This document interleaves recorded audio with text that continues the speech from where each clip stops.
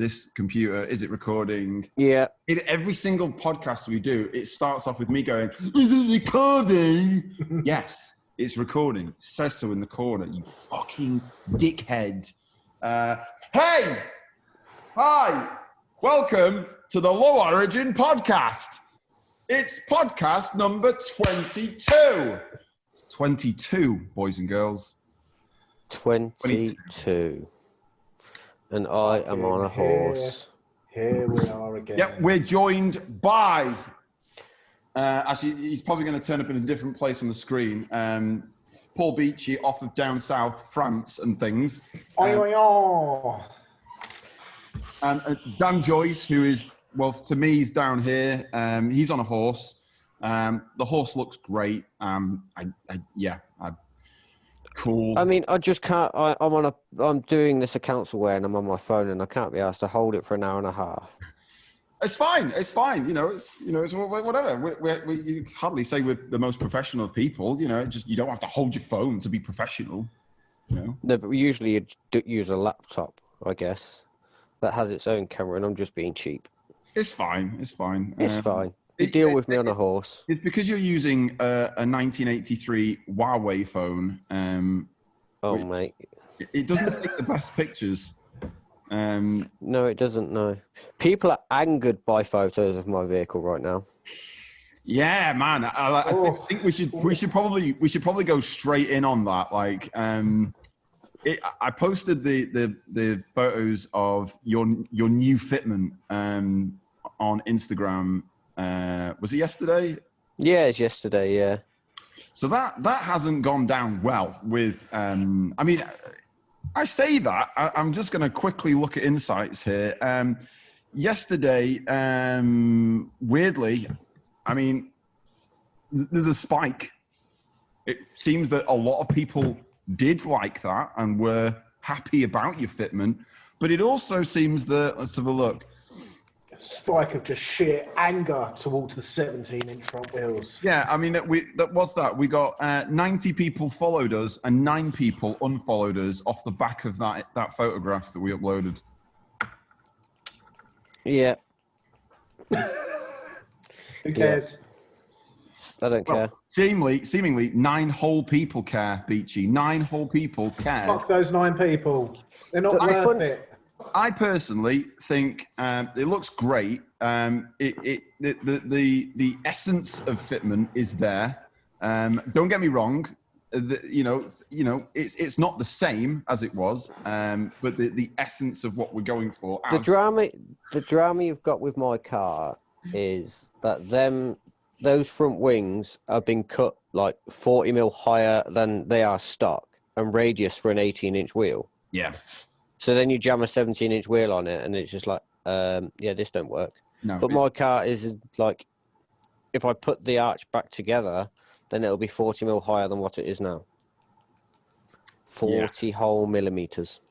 If all you've got to worry about is 40 mil on your front wheels, fuck off. Oh, no. No, not you. Anyone. Just who cares? Yeah, I know. Do you know what the rolling radius difference is? 2 millimeters. No, 2 millimeters. 2 millimeters. Yeah. Yep. Well, we're Low Origin, Beechy. Yeah. People fucking care about things like that. People PM us from Poland at 4:00 in the morning and with sad crying reacts and they do. Just like people are mad. People were fucking real mad. The comments on the Facebook and the Instagram, they were. Hey, but fuck those people. We don't care. I'm not saying fuck people. I'm just saying, maybe they'll come around. Still goes fast. Yeah, and after all, that's all that matters. We want to do fast road stunts, and this is I need. The problem is, you put 500 horsepower in a car. You kind of like need a decent front tire to control it, and I couldn't. I mean, I could have done the normal 225/40 Max Sports, what everyone runs, and the car'd be even higher. Yeah, that's true. Yeah. So no, I didn't. What are you running on the front? 225 Max Sport. There we go. See? There we go. And how high does your car sit, Beechy? Average at best. Average at best. Average at best. That's fine. Well, I've spent most of my driving career being average at best. That's actually quite a compliment to myself. But anyway, yeah, we'll get doing a new livery, so I'm going to do new wings and new skirts. Right, that's what I was about to ask. So I think Saul's sticking with his current everything, because I don't think it moved. It hasn't moved. Has it moved? It's gone out of the Wait, what? Moved, wait, what? Saul's keeping his current livery? No, Saul's keeping his current, kit. Well, I mean, his car hasn't moved since November 2018, so there's that. There is that. That is true. So that car hasn't actually done any livery stuff, and that's fine. That's fine. It is not. Does he realise that he's only got a week left? What do you mean he's got a week left? I gave Saul, you're going to listen to this about 30 seconds after it comes out, so it's fine. Saul, I gave you until the end of January to have your car driving forwards and backwards under its own power. Otherwise, you don't get the new livery. And when is the end of January? You said that on like the last podcast, didn't you? And I mean, he's not here today. He's busy, which is fine. He can't even fight his own battles. I'm just shit talking him. Yeah, it's fine. I've got to stop doing that. Been told off about that. Yeah, a lot of people have told us off for shit talking. We'll probably reduce the amount of shit talking. I mean, to maximum. It's not like people specifically follow us for the shit talking or anything. No, we say what they want. They want to say, give but the are too people scared what to. they want. Yeah, and you say what people are too worried about saying. That's the problem. Yes, that's worried. the problem. Oh. Yeah, but well. Maybe. That's a nice cunt, Dan. Be nice cunt for one. I know. Yeah. So anyway, so new livery will be coming soon. Yeah, I mean, I'm excited. I've seen drafts. Yeah, I've seen drafts. They look good. I need to see more drafts. I really need to see more drafts as well. I do need to see more drafts. I'm excited to see more drafts, and I'd really like to be able to sort of not like. It'd be great if we could finalize things like this month, or what would it be, February? So yeah, I mean, if by February we can say, yeah, we're fucking ready to go. Let's get this. I'm keen to pull it out to the world, to all the graphic designers to design our livery, and they can duel to the death. Duel to the death. Yeah. They'll fight it out, and it isn't the one who designs the best or the one that's the highest in a poll. It's the one who still has a beating heart. Yeah, the one whose Photoshop still opens on their laptop. Yeah.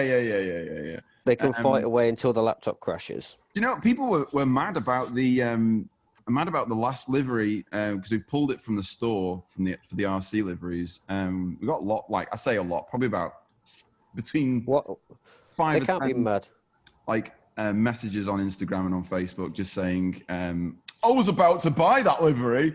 Oh my God, I was about to buy that RC livery. And I'm like... Oh, I bet you was, mate, because you haven't had the past 2 years to do that. I know. Yeah, well, to be fair, it was a slow burn at first. I think we sold a good few of the RC liveries, probably about 20 packs of them within the first sort of couple of months. And then there was a massive swell, coming up to not last Christmas. It probably was actually last Christmas. And then after that, it was pretty steady. We've sold 170 of them in total, just over that in the past 2 years, or nearly 2 years. It's 22 months that livery's been available. But do you remember when we first put that livery out there? And I think it was a photograph that Fraser McCauley had taken, and he put it on the internet. And immediately, before I even got home from Driftworks, it was available on, I think it was a Assetto Corsa or something like that. Someone had taken a side profile picture of the car and then just gone zoink, zoink. And then it ended up in a Assetto Corsa, and then some other fucking dude in Italy was printing out RC liveries. What a strange situation. But it looked great. I think it really complemented the fade. It was busy enough. I'll always say we can do busier. I think when we talk to graphic designers about make it more busy, I think they think we're joking. We're like, no, really, really. Can you just slam it with shit that makes no sense? I totally just throw some shapes on it, go all art attack on it, and then just stand back and shout done. Yeah, and then we'll be okay. Like sponsor logos. It's like you sort of run out of your actual sponsors, and you're like, oh, do you know what this car's missing? It's missing the Greddy logo. Put the fucking Greddy logo on it. It looks great. Yeah. Because I remember in 2014, I bought a Greddy boost controller for retail. So therefore, we need a Greddy logo on that. Do you remember years ago? In fact, it's above my head. The Exceedy racing clutch, and we'd had it on. Do you remember the purple and black livery we did? Livery. It was real nice, and it said Exceedy fucking racing clutches down the side. And a lot of photographers would tag the sponsor logos in the thing. We'd only put Exceedy on because I think I'd bought a hyper single from Jap Speed, and they gave me like real cheap. Yeah. I probably got like 20% off. It was a good discount, but we put it on anyway because we thought it looked cool. And then Exceedy then started sharing our posts like sponsored driver Alex Law, and we're like. We just thought it looked cool, man. We just thought it was cool. It's whatever. Like, okay. Yeah. So, we don't upset anyone. So anyway, your car, Alex, now it's started. It has.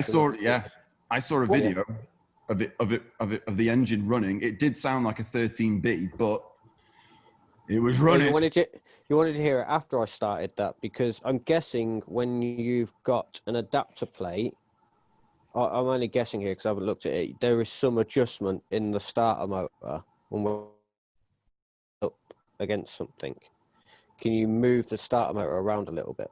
You can a little bit, yeah. The starter motor is the starter motor is meshing too tight onto the flywheel. Oh, really? So it gets stuck and sounds... I thought it was the engine first, but then I remember Dave built this engine, so it's not the engine. Never going to be the engine. It's never going to be the engine. Never going to be the engine. It's always going to be my fault. Let's be real. Of course, it's your car's shit. Yes. Exactly. Hey, a lot of it looks better now. Or at least it looks better. Looks good from a distance. Who cares? Yeah. I think at like 25 meters. Under the sea. Under the sea. Hey, that's where it looks like it's been fucking parked for the past 25 years. That is where... Well, I mean, even your fuel line's corroded now, family. Even that's had enough. Yeah, so what happened with that? That's now... Is that leaking, or is it just... Oh, yeah, that's... Oh, yeah. Fuel... The steel fuel line I primed the pump and it just shit itself, yeah. And I was like, cool. Guess you're broke then. Cool. That is surprising. Well, it's just one of those things, isn't it? I guess it just happens. But... Something corroded surprising on your car? On a Nissan. Oh, that's so unusual. On your Nissan? On my Nissan. My Nissan that I parked outside my council flat for 10 years. In a puddle. Yeah, it's not a surprise, I guess. But it would be nice if something like that didn't happen. But I guess it's happened now. Yeah, I'll fix it in the week. Thanks. What's that? Yeah. I'll fix it in the week. Yeah. And then I've got to book it in with Martin to tune it. And then we'll tune it. And then everything's good to go. Yeah. Yeah, so... And then just Soul's left. Your car runs, that we've covered that. Yeah, then there's Saul's car. So Saul isn't here, so we can absolutely go the fuck in. Even though people complain that we're too harsh on Saul. And do you know what? We are too Fuck that guy. Fuck that guy. We are too harsh on Saul sometimes. You know, he tries his fucking best. The car does look great sometimes. I don't care. His best isn't good enough. I want more. Thanks for trying. Better. But you know, he's. I think this year it has been slow progress, but it certainly looks and feels a lot. Well, everything's more solid and more. Well, he's waiting for his wiring looms back, isn't he now? Yeah, that's true. He's got looms coming back. He's got. He's been doing. I think he's been here today because he's been doing belts and stuff. like underneath the engine, you can see all the stuff's been taken off, and there's like a load of new belts on there, belts that weren't there like yesterday or the day before. So he's making progress. He's doing bits. Yeah. We were saying before, he's sticking with Racing Line. Are you sticking with Racing? I know. Yeah. Yeah. Just you bellend. Just who's Racing Line? Racing Line. The the fucking. Oh, is this the AN component supplier? No. The Racing Line. The fucking. Oh, the kit. The kit. Yeah. The what kit. Are you going on about? Body kit. I know. I Right. tangent. I looked at his kit on the floor, upside down, like paint face down, and thought, "Wow, I guess he's going to keep that." But yeah, so I'm changing to D-Max Type 3 because it is the. Oh, do you want it then? Yes, absolutely. Yeah. Because I told Rich only to give me a price and not order it. Do you want me to just order it? Well, I'd like to know a price first. I gave you a rough price. That's it. Yeah. Loads of money. Yeah. Yeah. I'll have to ring him because he won't listen to this shit. Okay, fair enough. Okay, yeah. So I'll give him a shout. And what's his business? Give him a shout out. Oh, Fibre Factory. Fibre Factory. Yeah. Old Driftworks driver, isn't he? Well, he's not old. He's still. I guess he is. He never left.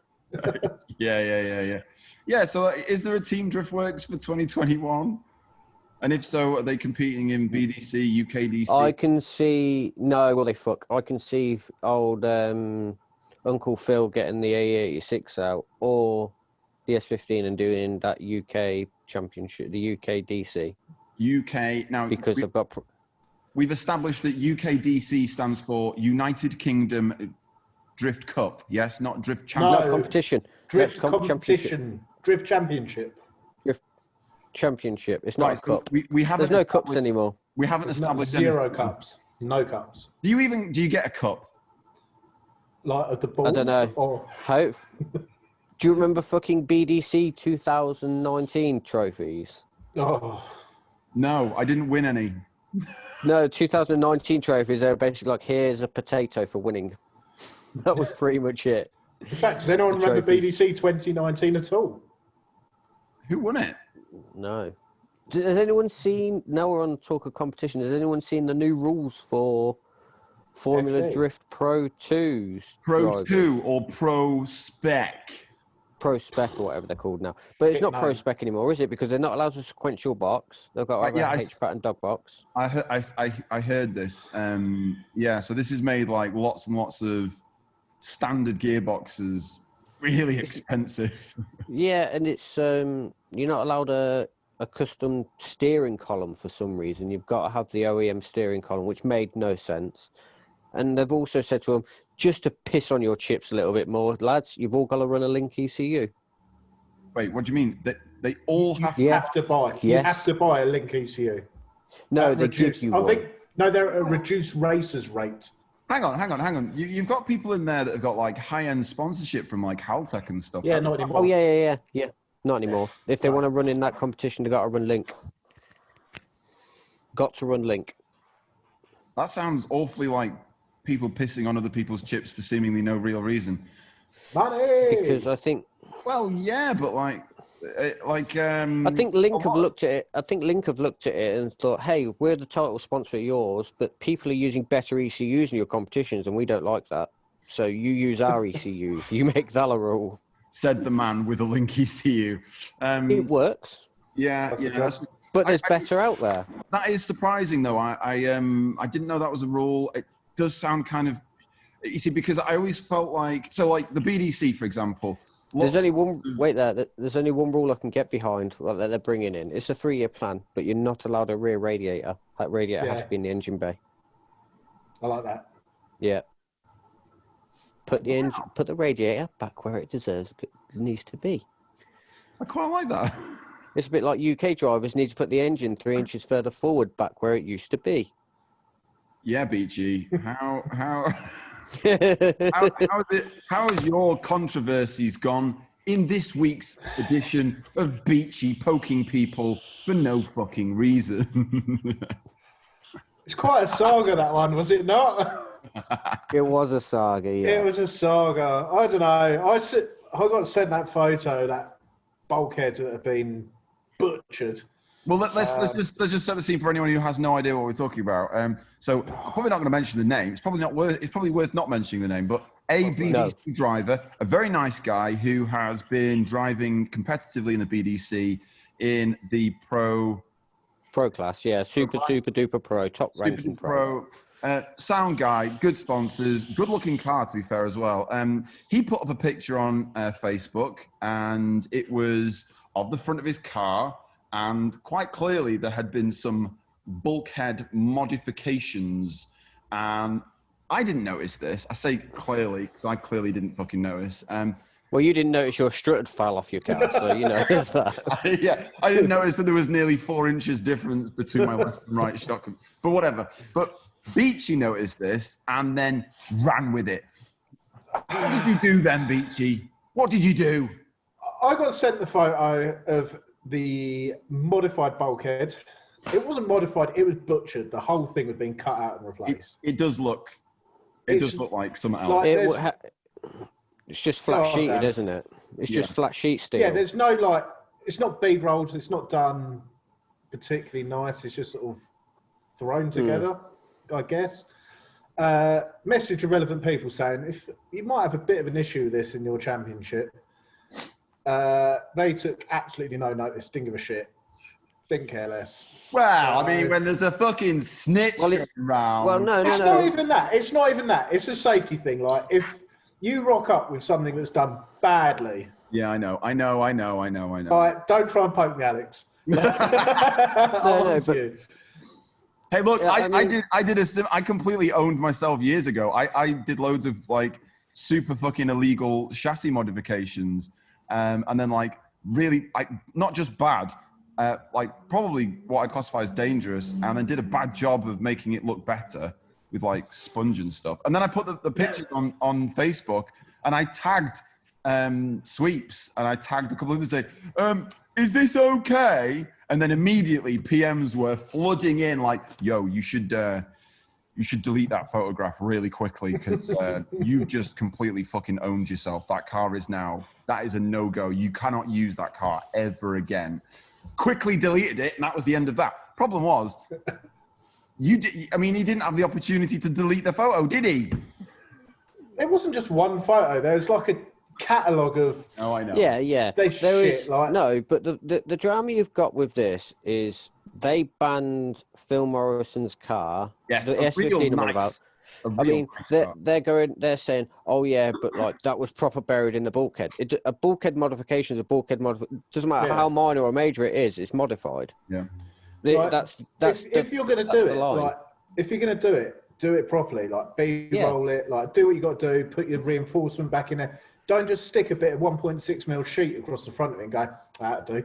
Like if you have an accident, like if you have a real good accident, that motor is going to come through into your car, or it's going to crumple, or you know, if it is what it is. Like, I don't know if the engine was going to get moved back. I don't know. That wasn't the point of it. The point of it wasn't a personal attack. It was we need to get this shit sorted before it becomes an issue. You get this sort of people turning up to whatever day, BDC, UKDC, with these cars that are all chopped to fuck. Another fucking thing.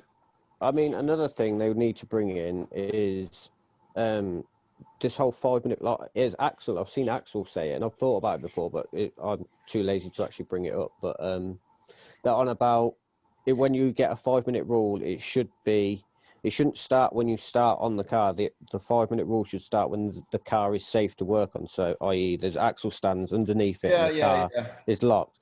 Because especially when you're live streaming shit, and you've got flaming jacks swinging up, and people throwing themselves underneath a car, and a car that's just supported on the corner of a chassis leg or something. It's getting a bit. I mean, it won't be long until there is an accident. Like, I'm not trying to be that old guy cunt about it, but someone will do a squish. Well, to be fair, BDC cars are really high, so they probably won't get squashed. So there's that.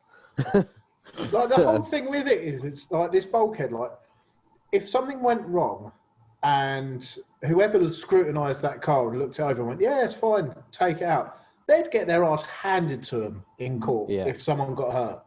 Like, is that worth the risk? I don't know.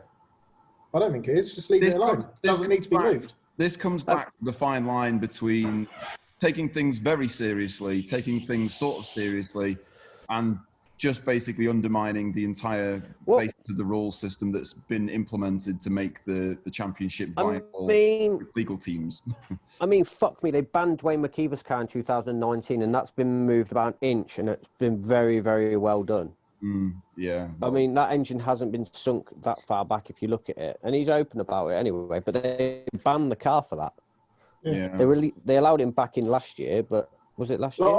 Don't get me wrong. I didn't do it to cause shit. I did it to sort of prove a point of this shit's going on and it needs to stop. Like I've had a few people getting arsy about it, but don't get arsy with me about it. I didn't force them to cut that fucking bulkhead. No, I think what this highlights more of it's less about like you can't do this, but maybe it should be more about if you're gonna do this and you want to do things like this, maybe there should be like. Because as you say, if this had been done better, if there was put like you're supposed to be a folded bit of metal, isn't it? It's not supposed to be flat because there's no strength or rigidity in a flat piece. Well, it's a dual skin. The bulkhead's usually dual skin most of it anyway. Multiple skins of metal. If you're gonna do it, if you're gonna fucking sink the engine right far back, if that's the purpose of what you're doing it for, then if it could be scrutinized and to be said that actually you did a really good job and it's safe and blah blah blah blah blah, you couldn't have done a better job, then fine. But you've now got two championships in the UK that seem to be, you've got UKDC and the BDC. Oh, fuck me, you've got about 30 more than that. And they're all bloody feeder series. No, because look, the BDC have now taken in what looks like lots and lots of feeder series. Yeah, that's all. What happened to the days of just you had to drive good on do one good qualifying run for a license day? And then your sound goes. Yeah, I mean, what's wrong with that? And now you've got Retro Drift Championship, Scottish Drift Championship. Yeah. Their feeder series into it. BDC's now got a foundation. But have you not got in there now? Have you not got RDC that are now? Well, you've got the foundation and RDC that are feeding BDC.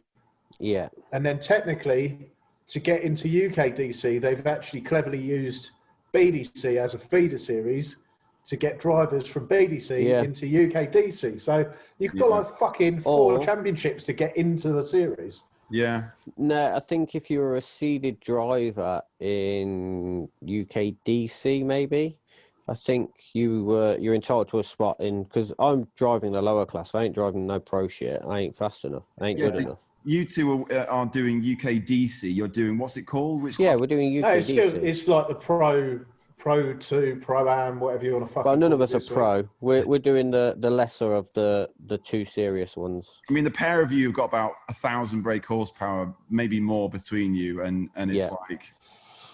We still make more power than half the V8, so... Yeah. 4 litres, 1,000 horsepower. Yeah. Well, yeah.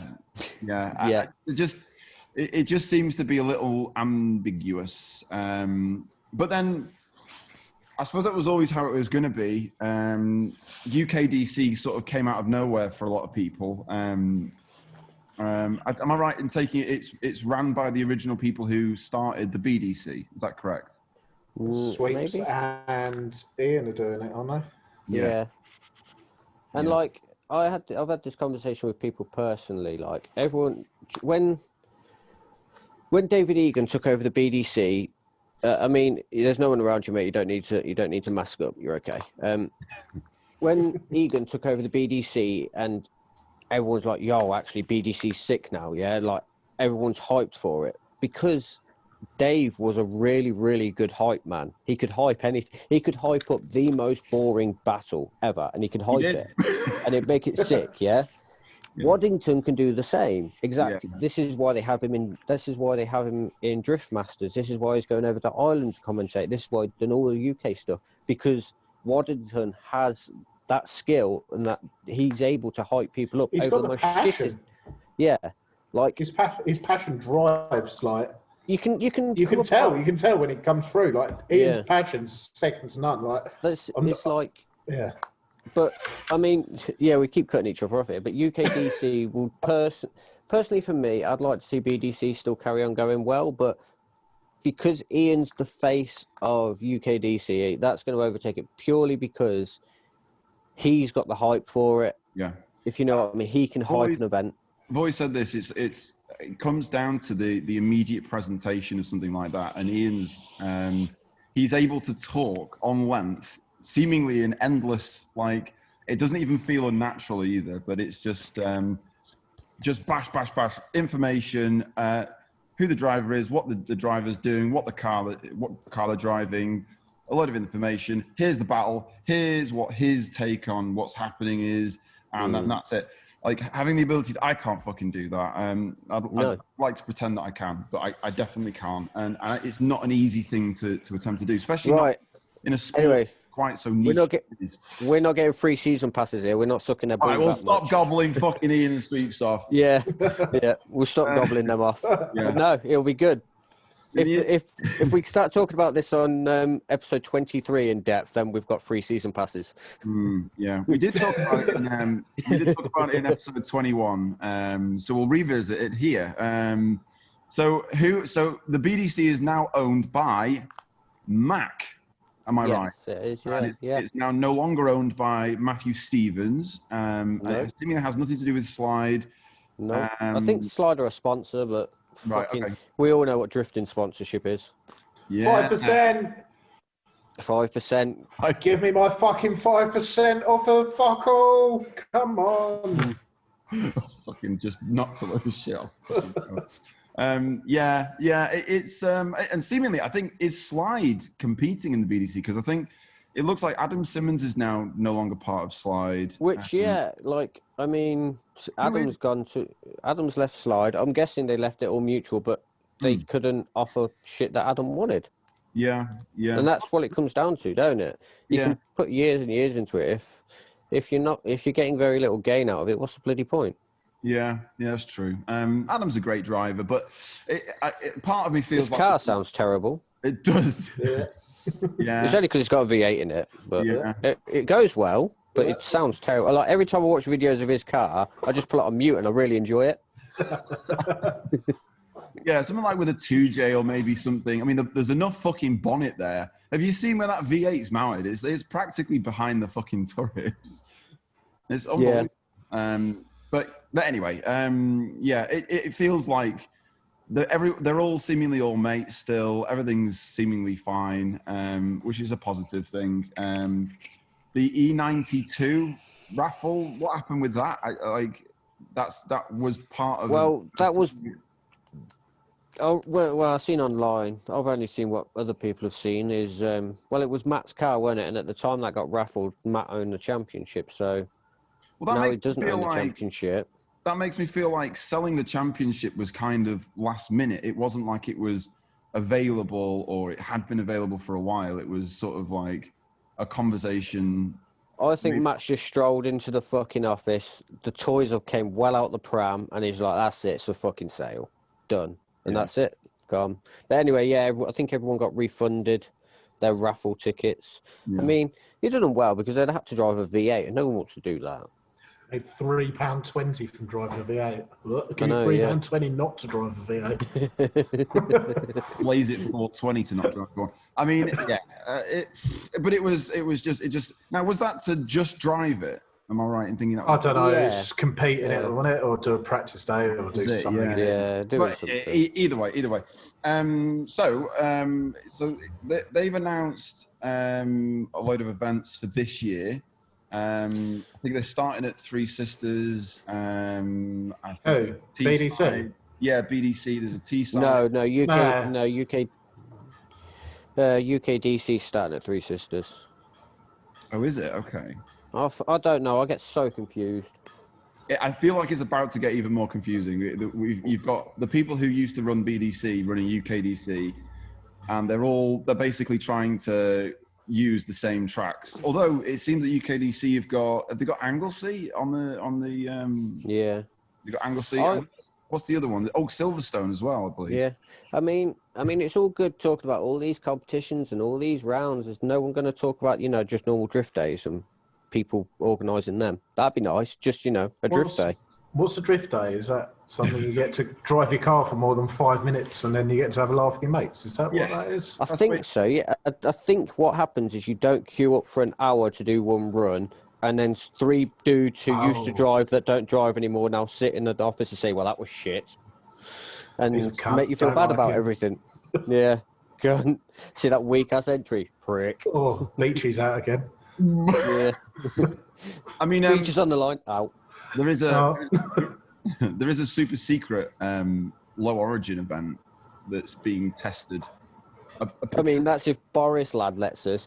I'm getting... Fuck me, the date's been changed so many times. Yeah. And literally no one fucking knows about it. The people who are going know about it. But if it's successful, if it's something that can work, it would be nice to make maybe a couple of... Because, as Dan says, for doing shit like this, I'm not in comp. Well, obviously it's dry as fuck because of COVID last year, and this year is seemingly down the same fucking route. But it'd be nice if we could say, hey, if you want to do fucking hot boy laps and fuck around with your mates, come and do it at a low origin event. Why can't we be arrogant as fuck like the Americans and just carry on with our lives? Because I mean, they just just carry on with your fucking life. That's what they've thought. I thought, yeah, we could close the country down, but let's not do that. Let's just carry on and do bits. Hey, I think there's more people now died of COVID in the US than people who died in the US in World War II. Yeah, it's because... Yeah, but they've got loads of people, haven't they? So it's fine. They've got loads of people, yeah. Most of them stupid anyway, don't worry about those guys. Hey, do you know, it was weird. I saw that statistic and then immediately I was like, that's got to be bullshit. It's like 410,000 people, 410,000 Americans died in the Second World War. Do you know how many Russians died in the Second World War? Because this blew my fucking mind. 7. 24 million. Compared to 400,000, 24 million Russians died.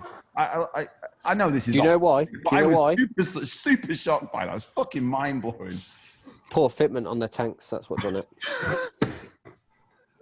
Yeah, that's exactly it. That's exactly it. Yeah, it wasn't the cold or any of that shit, or being in such close proximity to Poland or any of that shit. It was specifically terrible fitment on their tank tracks. Yep. Exactly. Yep. I'm sorry to all 3 people from Russia who will ever see this. Don't steal our new livery, please. That's the first thing. Like, it's always like the first week, the new livery comes out, and it's like there's some guy in fucking Belgrade doing fucking hot laps of the town square with our livery on it. Shooting an AK-47 whilst doing lines of cocaine off some tiny, skinny Russian bird's arsehole. Like for legal reasons, that probably doesn't actually happen. We've been sent videos. Not of tiny girls' assholes or cocaine, just of streets. I think I meant just had to clear that up. I meant that reference in like a Russian doll sort of. Okay. Yeah, sure you did. Yeah. Nice one. Yeah. Anyway, what a fucking tangent. I'm trying to work out what the fuck we were up to. Jesus Christ. Anyway, yeah, where were we? Yeah. Oh, yeah, doing drift days. Yeah, so, it'd be great if there were some. I know there's nothing organised now, and that's fine. Oh, apart from, obviously, next level. Yeah, well, I mean, that's if we can actually get out of the country. Oh, it'd be fine. Everyone will be vaccinated by about fucking... No, but isn't there a weird thing about, like, needing a car net or something like that? Or whatever that's the thing that's really depressing. But we're not exporting anything. No, but we have to... We're potentially going to have to pay, some sort of fee that... and the car needs some sort of a passport so that we don't sell it in the EU. It's like 40% or something, isn't it? It's like 40% of the car value has to be left as like a retainer or a deposit or something. Yeah, exactly that. So, like, I mean, it's going to be really awkward because I don't know how we value these cars. I really don't. The way you can get away with the way to get around it is I'll keep butting in it. I'm sorry, guys. It's fine. The way to get around it is have the car road legal. Oh, okay. Have the car road legal. and then it's just a second car, same as when you're going. It doesn't have to be. It's not a motorsport car, then, so to speak. Oh. So if the car's road legal, like if it's tax insured, you are? Yeah, if it's road legal in the UK, just throw it on the trailer and take it. Oh, well, that does make things a lot easier. I say that as mental. Not for you. No, but like a phone call to a man and then maybe some insurance is easier than working out how the fuck you can afford 40% of your car's value. Yeah. It's easier to make questionable conversations and phone calls with dudes about MOTs and stuff than it is to find 40% of the value of your car. Wow. I mean, world. I mean, it's just easy. You just get a bent MOT, don't you? Because let's not lie, they exist. Oh yeah, I didn't want to say that. Yeah, I'll say it. There's bent MOTs. Please don't do MOT checks on my car ever. Actually, no, mine's always been legit. It hasn't been legit for the past few years because I haven't had it on the road. But either way, and then you just get an insurance policy with, like the 14-day cancellations. Oh yeah. Yeah. So you insure it a day before, come back, cancel it, money back. Yeah, that's a good shout actually.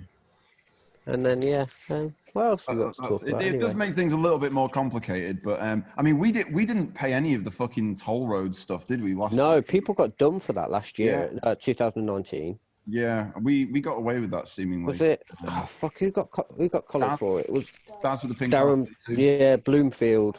Yeah. R32. Yeah, that was shocking because we drove all that way and we didn't. Well, then again, we didn't get pulled. Because didn't he drive the car there? No, the difference, you would have got done. We wouldn't have got done, though. You had we didn't need one because we was in a car or some shit. But because you were in a van, you needed one. I don't know how it works. And then you try and ask people in Polish. It's like, yeah, you just buy it from the garage. It's like, I have no idea what I'm buying, mate. Nothing you go to the garage and you go, motorway. And they go, yeah, they're fucking sick, aren't they? We just go as fast as we fucking like. Crack on, boys. I still hated it. The petrol was like fucking 50p for a litre. What the fuck? Yeah, and you could get V-Power Race. Oh, yeah, like a service station for like 50p a litre. What the fuck is this? Trying to fill up as much as possible before we went home. What was V-Power Race? 101 octane or something like that, weren't it? I thought it was actually the same as 99, but I could be completely wrong. I'm sure Adam Macy-Jewiski said something. Yeah, 100. It said race on it, therefore it was faster. Yeah, race does mean faster. Exactly. So yeah, what else we got to cover? We've covered the BDC and new events, and I can't personally see round one going ahead for either championship because Boris is a fucking idiot. Yeah. I mean, it's just not going to happen. I'd like to see it happen because we've got cars sat doing fuck all. Yeah. And it gets a bit boring. And it would be fun to go and do some drifting, maybe to go and watch some drifting. That'd be fun. I would enjoy it. What else have we got to do? I've renamed my anti-lag switch now on my car. That's pretty cool. Yeah, I've renamed that now. So are we talking about that? Yeah. Yeah, it's fine. Why not? So the anti-lag switch is now, when anti-lag is on, it's called core plugs out. And when anti-lag is off, it's core plugs in. Because my car... Why is that, Daniel? Why is that? It's... Because Dan can't stop fucking out with his engine. It's either... There's two things. It's either the water pump is causing the... Cavitation. I learned about cavitation from a video about the water to cavitate, or the most likely is it's slightly lifting the head on cylinder 4. No, yeah, probably. Not. It probably is. Just stop fucking about with it. Just let Dave fix it and stop fucking touching it before Dave comes down and chops your hands off. No, because if it lifts the head, then I'm just going to put bigger head studs in it. Dave hates you. He thinks you're a cunt. Bigger than MassWorks head studs. Yeah, aren't they like a fucking inch thick? No, I've got the standard thickness head studs. Theoretically, it should hold it down, but Do you know how many problems I've had with mine on anti-lag? Fucking none. I've seen your driving. That's why. Doesn't matter. It's anti-lag. Yeah, but you only Hang on. You've got to admit that the correlation between Dan driving with anti-lag and Dan driving without anti-lag is that the core plugs come out of the engine when anti-lag is on. Yeah. Also, you know when I was being a fucking retard and kept on misshifting third gear. Oh yeah. Figured that out. Yeah, because the core plug that blew was behind the flywheel. The one that's behind the flywheel is the one that popped out. But either way, so remember at S-Chassis Fest when my gear... So it was potentially stopping the clutch from disengaging? No, shut up, Will, you silly woman. Let me finish. Do you remember at S-Chassis Fest when my shifter kept on coming loose and then I just kept on just trying to do it back up? When I had the gearbox out, I was like, I'll put the shifter, because obviously the shifter comes away from the frame. So I put the shifter back in. I was like, well, that's 8 miles out. It's that GK Tech one. So you have to get that bush perfectly in line with the fucking stupid fork. Yeah, it's 8 miles away from being where it needs to be. So when you was trying to engage third gear, it was popping the bush out the bottom of the flaming, out the top of the shifter. And yeah, one idea. Fixed it now. Goes in lovely. So how have you fixed that then? Because I realigned everything, done everything up. Well, hammered it with some high strength Loctite, and then gave it some Ugga Duggers. Yeah, Ugga Duggers. And then you shit all your core plugs out. No, because I just leave the core plug switch alone now. It's just weird. Switch alone. Yeah, I think it's me. I don't know. Either way, it popped a core plug. It's got to be cavitation, realistically speaking. Dave still thinks you're a cunt. Of course he thinks I'm a cunt. He won't build me a K24 either. K24? Not? No, he absolutely refuses point blank. I thought that's quite mean of him. That group chat where everyone started talking about K24s and the amount of variants of K24s was disturbing. That makes me not want to ever fuck with that shit ever. It sounds like you're more likely to get the wrong engine or the wrong this or the wrong that than you ever are to get. No, I don't know. Just K24 swap, fam. Just fix your SR and stop fucking about with it and it'll be good. I fixed it. It's on the driveway. It's fine. With no core plugs in, or has it got core plugs in? No, it's got core plugs in now, yeah. What have you done to fix it? Put new ones in. Did that last time, just saying. Yes, and then I drove it fine. Dave suggested that you put screws into the core plugs to hold No, them. not screws into the core plugs. What did he suggest then? Because it sounded just like screws into the corners of the core plugs against the... I mean, you can tell this is an issue. Well, I mean, when you start trying to push big power, I'll call it big power, a lot of boost through something. Because Mazworks, they thread theirs. Yeah, that's true. If you ever buy a Mazworks block, they don't use stock core plugs. They they tap the block and thread them. And they also take your anal virginity whilst you're ordering said block. Oh, mate, they take everything from you. Your heart, your soul. They leave you a skeleton of a man. And then leave you the wrong instructions on how tight to do your head studs up. That's what they leave you. Yeah, they did do that. Yeah, that's good. They did do that. Imagine if you did have a Mazworks head and block, and you did pressurize the water system somehow. Let's say you had a lifting head, or let's say there was a drop sleeve, or something where boost managed to get itself into the water. Where the fuck would the boost go if not out through the core plugs?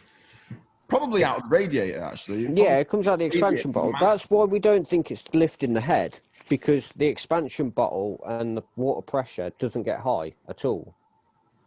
And if it was lifting a head, but what would be more likely? Bottle. What would be more likely to pop first? Would it be a radiator? What does that go up at 1.3 bar? Yeah. Then it's not that though, is it? Because that's 1.3 water pressure. Which is that's fuck all. That's not that much pressure. That's fuck all. No. I mean, what's atmosphere? What's atmospheric pressure? 14 pounds, 13 pounds, something like that. Yeah. Well, 1 psi. No, but that isn't atmospheric, is it? No, 0 psi is atmospheric, isn't it? No, there's still going to be pressure in the system, though, isn't it? Because it's a closed system. There's got to be pressure. That's true. It doesn't have an expansion bottle in one of those. Doesn't work the same way as it does in like European cars. Like yeah, it does. Exactly the same. Well, no, it pushes the water into expansion bottle. As it cools, it sucks it back in. No, but yeah, I know what you mean. But like, for example, you fill up from the expansion bottle in most European cars, don't you? Yeah. Which I guess makes it easier to bleed. Because you bleed yours, don't you, by filling up? You stick a fucking funnel into the radiator on the SR. And you fill it right up, don't you? No. You take the top radiator, you take the top heater matrix hose off and fill it up from there. See, tell him, Beach. You do, don't you? I'll just put climate control back in the 15 as well. I'm so excited. You put what? Have you? Climate control in the 15. As in air conditioning, or as in everything air conditioning, but everything else. So I can have it on the windscreen, on my feet, in my face. So excited! Like, literally. Why did you take it off? It didn't come with it because the cage goes through to the turrets, and there's a lot of fucking about to get it in there, but it's in there, and I'm literally so excited to have like heaters and shit. Yeah, Alex didn't have heaters for like a few events because he set them on fire. Yeah, that's an issue, isn't it? Yeah. Well, the thing is, right, the fan, you know the bit that's next to the passenger footwell, where there's like a big black thing that's got like a rotating thing, which I... Yeah, the blower motor, That's the blower motor, So that was missing some fins, right? So when you turn it on for anything past 1, it would be really out of balance, so the whole dashboard would vibrate violently. And obviously then it set on fire, and then it stopped working altogether. And then that was throughout winter, and it would just be constantly misty in the car. So yeah, I did miss heaters. What did we use in the end? We used water wetter or some shit on the... No, we used Rain-X anti-fog shit. Don't work though, does it? Shit. That was all right for a couple of events, but it was pretty sketchy when it did fog up quickly. That was it. You were just like, oh, I guess I'll crash then. There's nothing I can do at this point. Open the windows, get cold, hope for the best. It's literally when you pull away from the line, and then all of the heat comes up through the dash from the engine bay, and then instant fog, death. Dead. Yeah. Oh, you're like, right. Oh, this doesn't work. Oh man, time's gone by when we could drive our cars. I mean, I watch quite a lot of YouTube out of boredom, and like just watching Americans just like, yeah, I'm doing this drift day, I'm doing that drift day, I'm doing this and doing that. Yeah, we're having this drift day. We're just like, cool. We're at least sat here on our own, just crying into on a fucking Zoom podcast. Ty's doing lots and lots of bits at the moment. It's 28 degrees where he is right now. Alex, do you just want to throw that out there that we should be there in 2 weeks' time? We should have been there in 2 weeks' time. Yeah, at Halfway Hangs. I'm really saddened about that. I do remember it was probably about September, late September, when they closed the doors to Australia. Yeah, they didn't even tell us. Just cancelled our flights. Yeah, got text messages saying, hello, your flights have been cancelled and you're going to receive a refund. I was like, what? What do you mean? Yeah, so we didn't read anything about the news. We just tried to see if we could book other flights. Like, oh, well, that airline shit, we'll get some more. Yeah, no. And then you see the fucking news and it's like, Australia, not interested in human beings coming up. Fine, whatever. You know, you're doing good, Australia. Everyone's going to and New Zealand. Everyone's sort of, having a wicked time and stuff, and going out and getting pissed, doing drift. Fuck those guys. They're having fun. Fuck you guys. But yeah, I'm pretty certain Halfway Hangs is going ahead.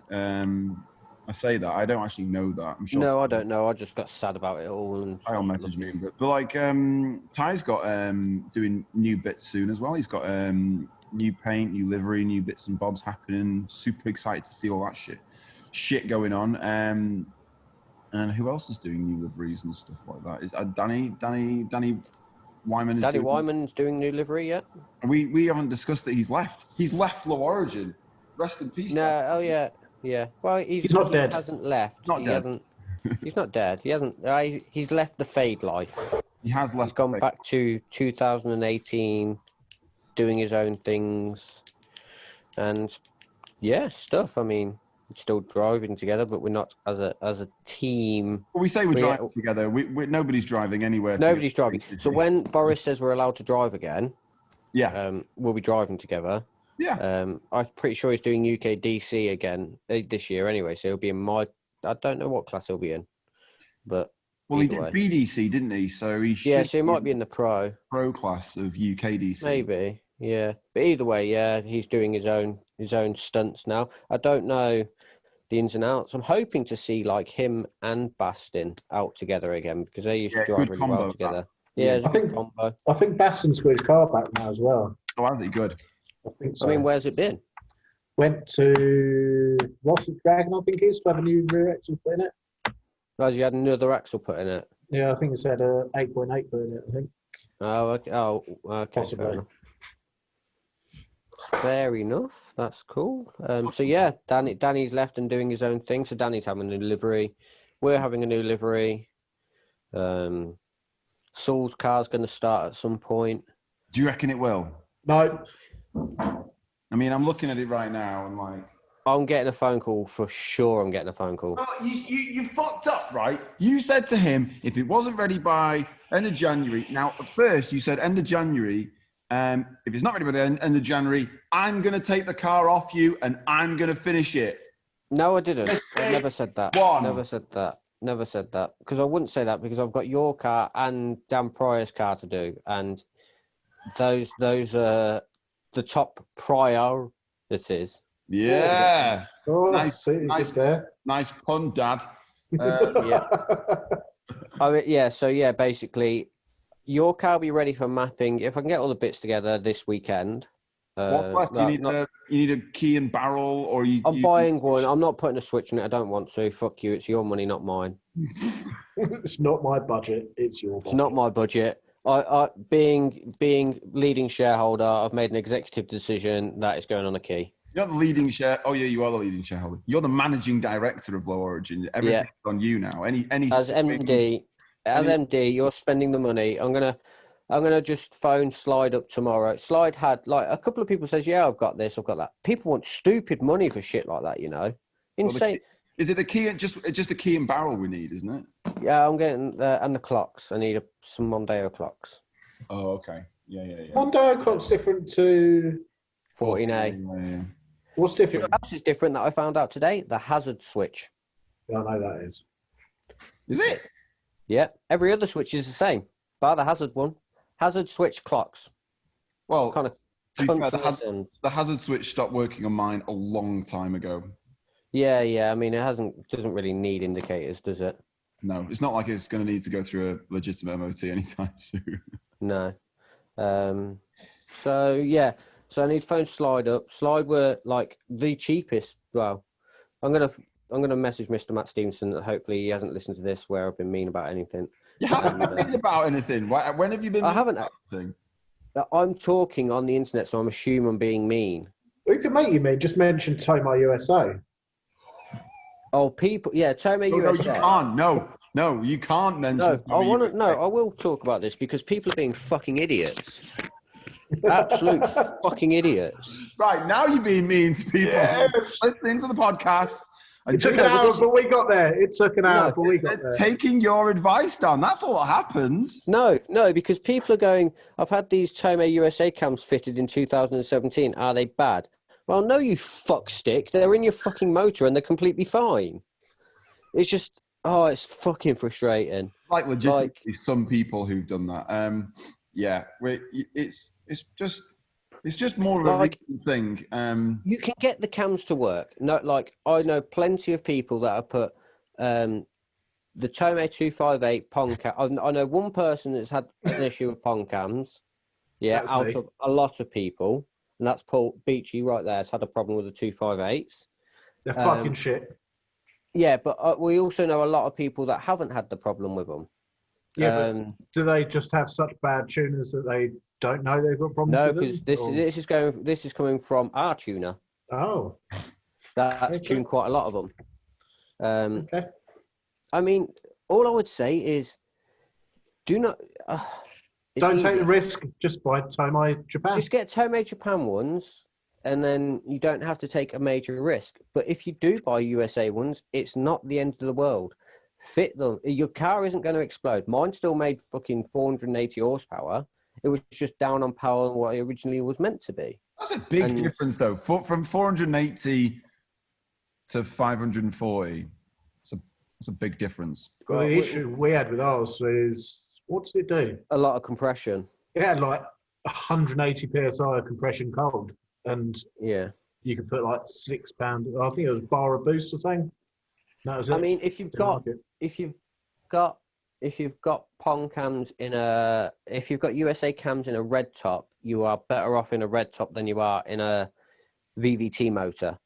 Purely because on a red top you can have adjustable intake and exhaust, so therefore you can clock the cams, intake and exhaust. Where but you on a have to do that. VVT motor you can't. No, you shouldn't have to, but you can. You should just be able to fit them. Just fit them, and they work. Anyway, that's the end of that. Just wanted to wind you up, Dan. Yeah. Well, anyway, if you've got Tomei USA cams fitted and your car works, your car's fine. Your car's absolutely fine. I mean, if you bought USA cams, they're probably going to be fine. But if you probably going to be fine. Good luck. If you have, I mean, we can shout about US. Like Japan used to have cams that snapped. Hey, do you remember that cam we got as part of a legitimate sponsorship deal, which probably won't mention the name of it, or have we mentioned the name of it in the past? No, anyway, legitimate company, a UK company who said, "Hey, we've got some SR20 VVT cams. We'd like to make you some cams." And we were like, "Hey, yeah, that'd be cool. Go for it." And then they made them specifically to our specs, and then we fit it snapped, and it snapped as it was being put in the car. And no, they never replied to anything ever. like a legit, like a high end. Even the mug they sent me, the flaming handle snapped on that. I used it to put cat food in the fucking bowls, and the handle of the mug fell off. Yeah, doing that. Even the fucking mugs are terrible. Anyway, they're a UK company, so let's support UK manufacturing. But they're using Chinese blanks, aren't they? So yeah, that's exactly it. Yeah, and I imagine they're extremely old, and the fact that they said that they don't have these regularly, they don't do these like cams regularly, so they've probably set of blanks have been sat around probably since the 90s, but it was just funny that it's not funny. It was pretty fucking shit, really, because I thought, crying out loud, imagine if it had snapped when like turn of the key or if it had fucking gone big and held some valves down, and I'd have ended up with wherever it snapped, it would have then ended up, those valves would have stayed wherever the fuck they stayed, and of course that would have then destroyed pistons and stuff. It could have been catastrophic. Did you see that Facebook post the other day? I can't remember what group. It might have been the S15 group, where someone took the sump off their SR and found a shim. Oh yeah. It was like, oh my god, you've got to check. You've got to check it. You got to check it. I was like, you can drive for a while with no, like, the rocker arms snapped completely. No, I was looking at it. It's like, why is everyone crying about it? I was like, my engine's well over 10 grand. There's still two of them floating around in my motor somewhere. Yeah, somewhere. Who knows? No, sorry, one. I got the other one out of the sump, and there is another one somewhere.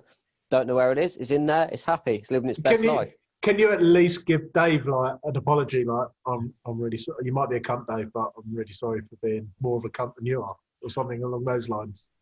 To Dave, why am I apologising to Dave? Because you're a cunt to him.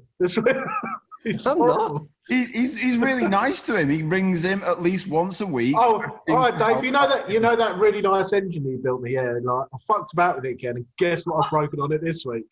Oh yeah. Oh, you know, there's a shim just kicking around the motor somewhere, Dave. Yeah. It's mid. He told me to fucking leave it. He told me to.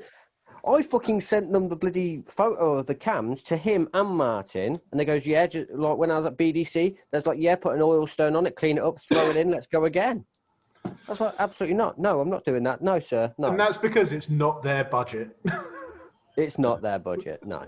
As long as there is some engine left to give back to Dave to make it good again, Dave's always just going to sellotape things back together and be like... If anything, I am proving how good Dave's motors are.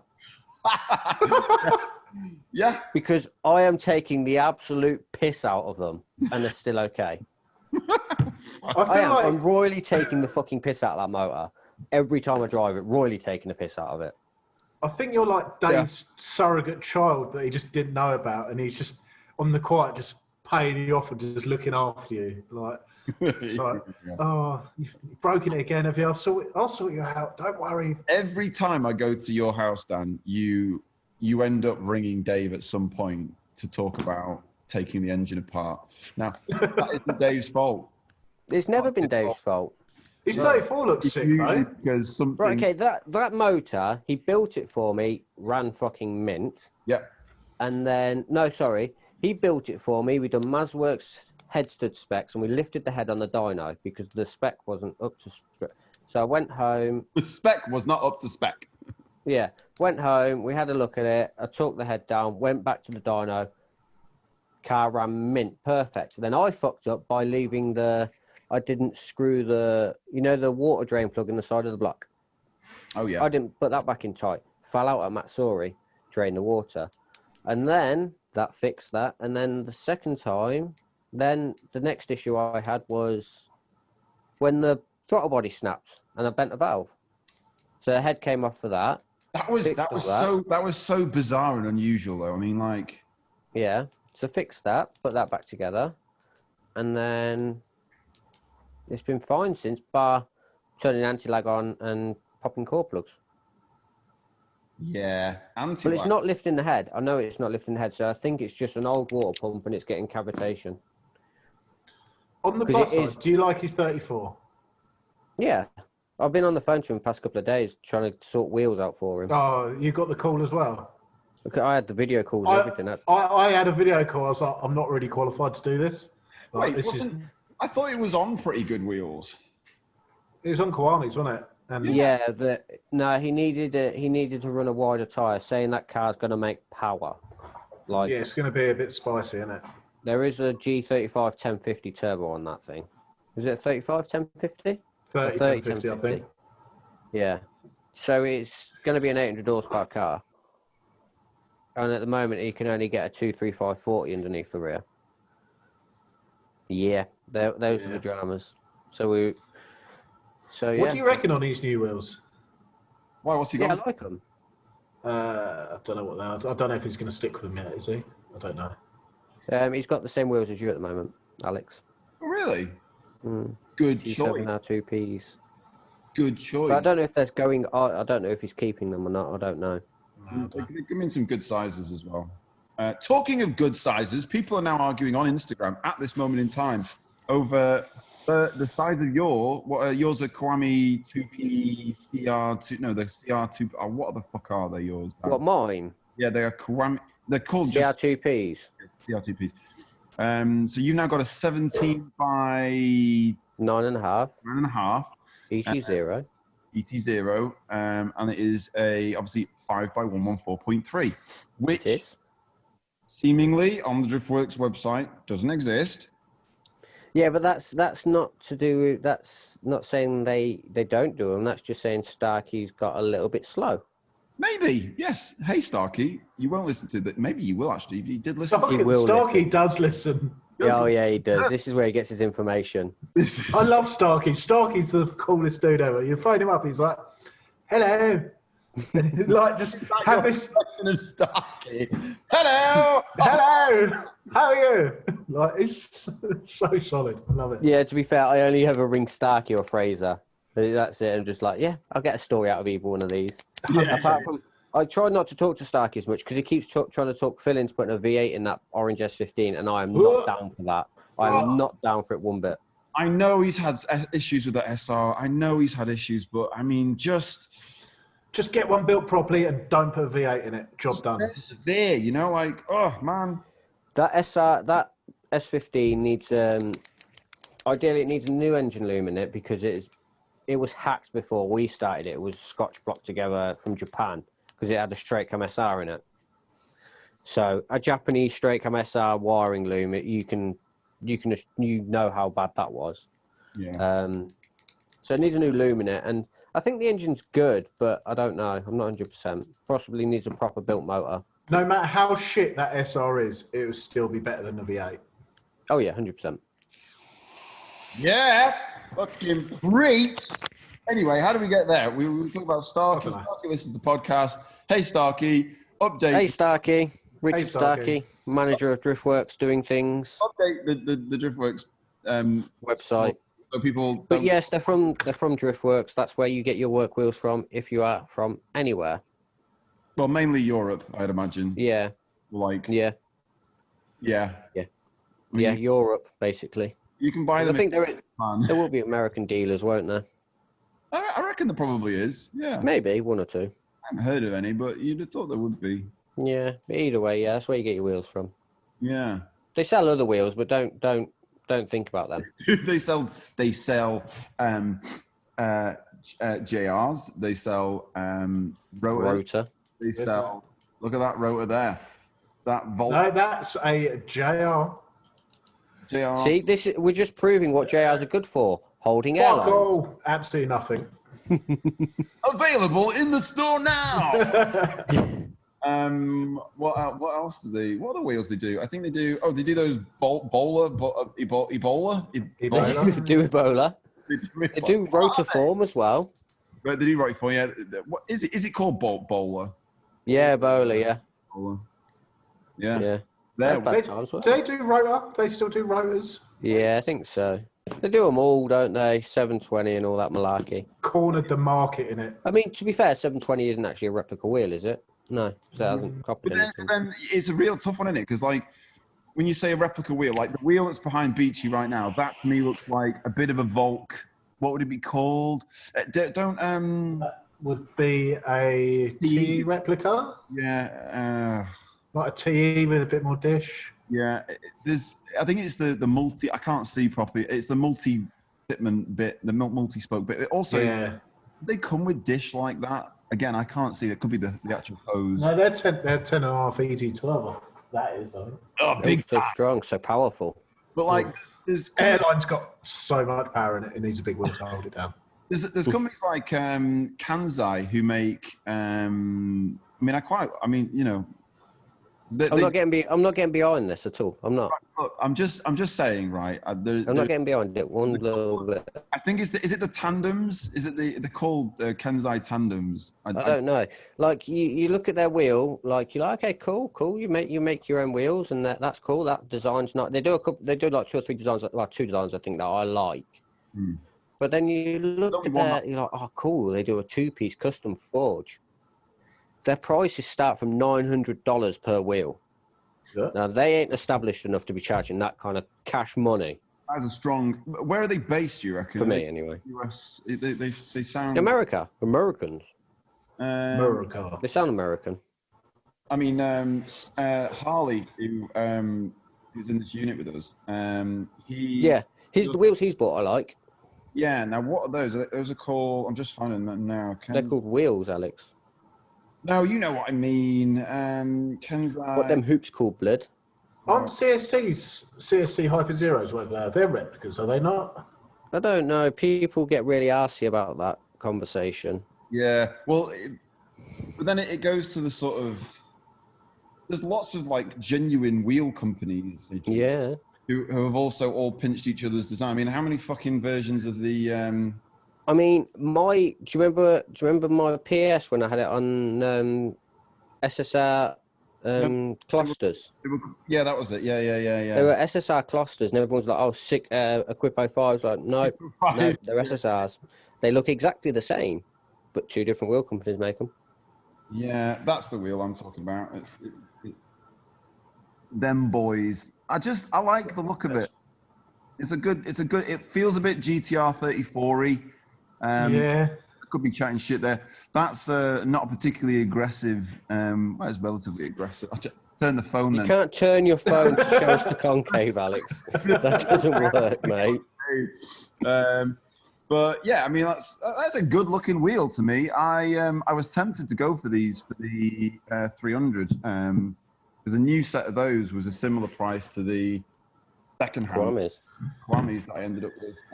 But I wanted to go 19s with those. But anyway, how do we get onto this? Yeah. I don't know. Phil Morrison, Starkey being cool. Starkey watching this. Hi, Starkey. Put V8s and things. Hello, Starkey. I stopped convincing people to put V8. Yeah, me taking the royal piss out of a good friend's engine. Yeah. I think he gets upset when I call him now, but you know. Who's that? Well, Dave. I think he gets upset every time I call him. It's just yeah. He's absolutely. I think he's pretty much done with me.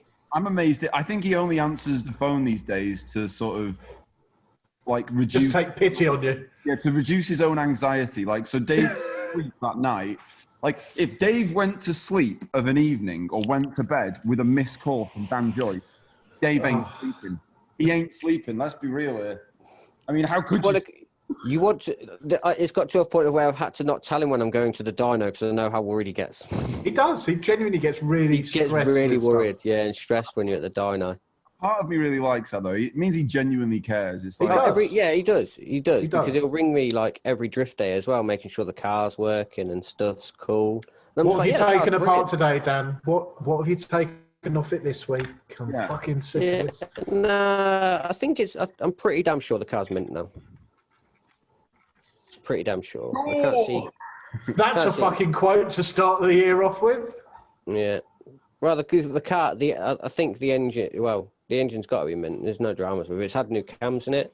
Makes decent power. Yeah. Drives fast. The core plugs are welded in.